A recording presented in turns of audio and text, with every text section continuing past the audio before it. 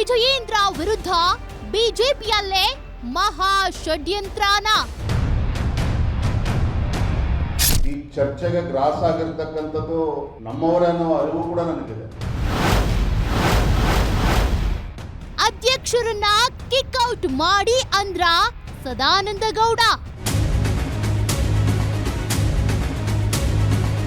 जुलाई अगस्त सितंबर अक्टूबर kick out.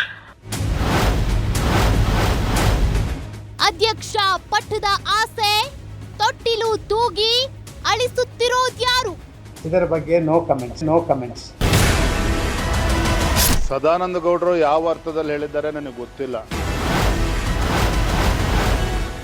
Vijayendra ವಿರುದ್ಧ ಸಂಚು. ವೀಕ್ಷಿಸಿ ಗ್ಯಾರಂಟಿ ಸ್ಪೆಷಲ್ 9:30ಕ್ಕೆ.